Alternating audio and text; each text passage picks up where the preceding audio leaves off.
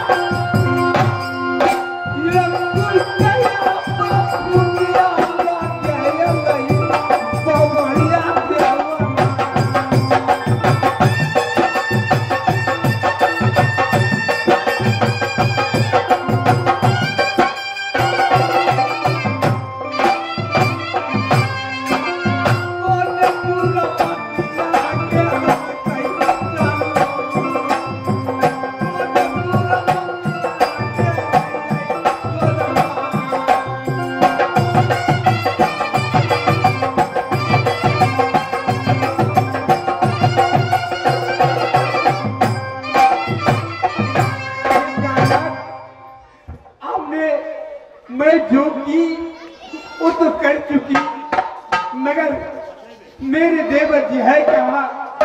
मैं आपसे गलती को माफी मांगती हूँ।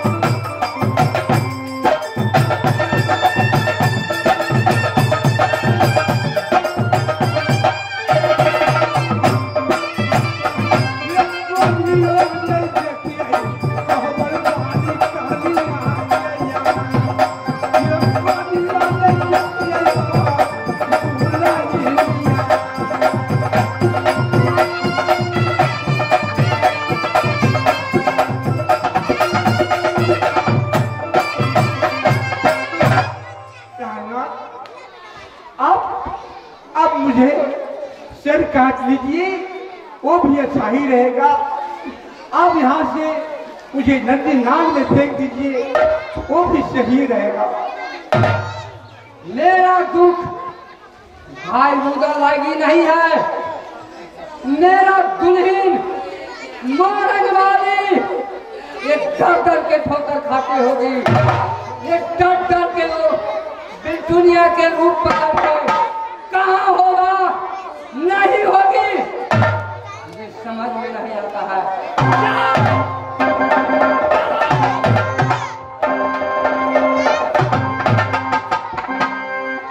अब मैं क्या करूं?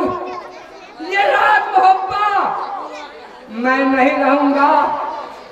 जैसे भाई रुदल को मैं राज मोहब्बत से निकाला कर दिया, साथ साथ दुल्हन मोरंग वाली निकल गया, साथ साथ बेटा इंदर वो भी चला गया।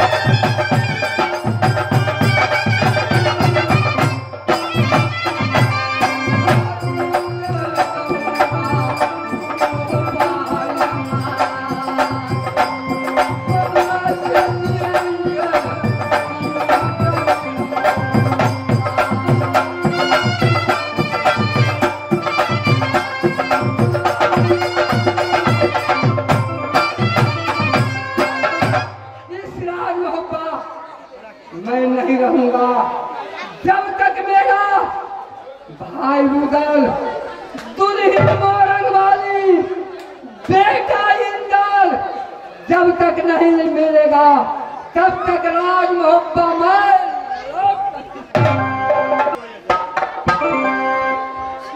जिस दिन से मैं रुदल महाराज को साथ छोड़ करके जंगल से आ गया फिक्री में, कभी भी दोस्त रुदल का कोई संवाद नहीं मिला। तार चढ़त गोर छल्ला टूट गया, घोड़ा ठोकबा टूटे लगा,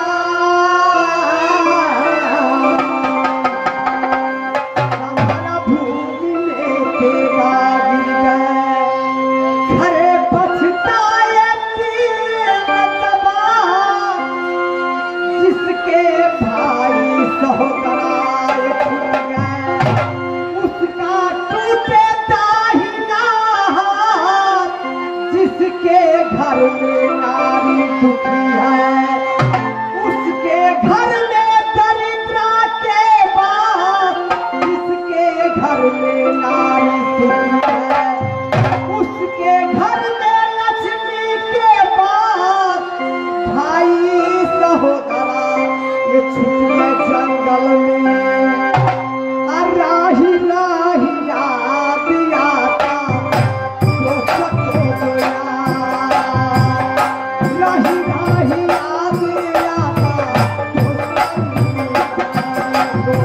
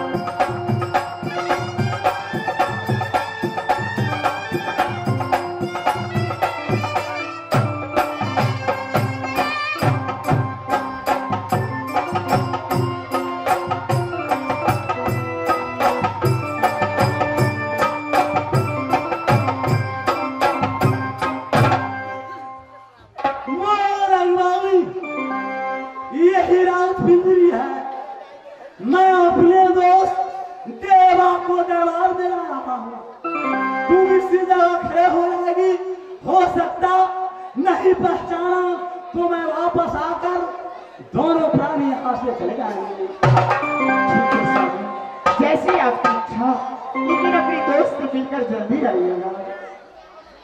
जाएगी दुल्हन, ये अभी एक गेट पर खड़ा हो जाएगी।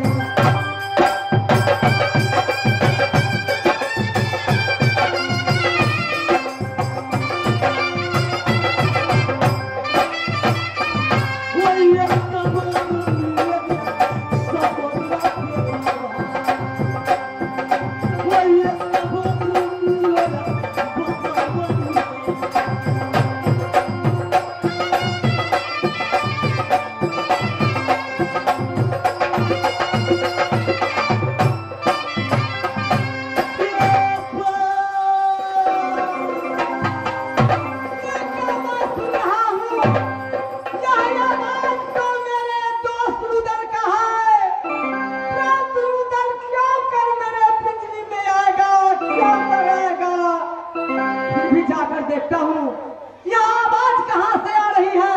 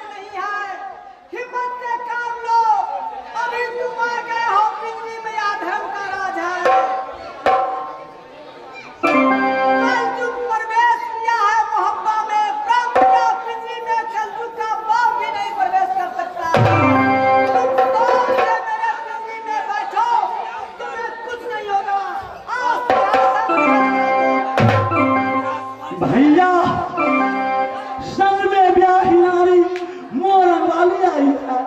क्या मोरंग वाली आई है?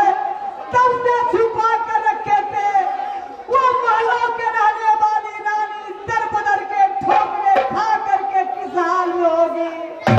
तो तुम सिंहासन पर बैठो, मैं फौरन जा करके पहले रानी फूला को लाता हूँ महल में।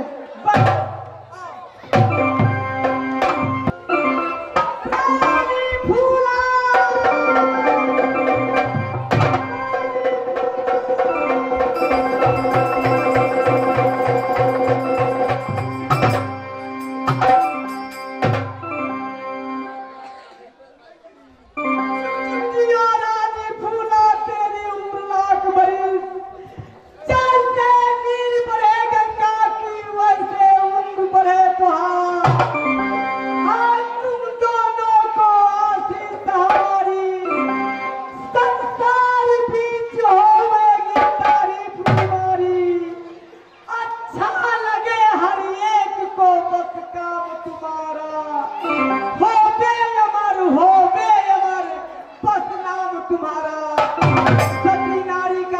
पहचान दे दिया।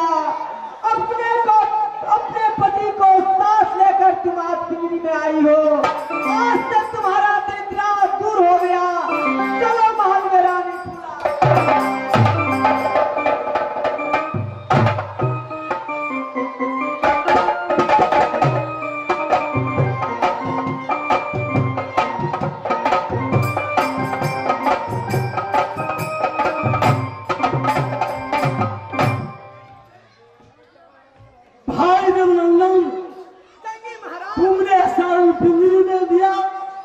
बहुत मैं खुश हूँ, कारण एक भैया मोहब्बत नगरी में था जो मोहब्बत से निखारा कर दिया।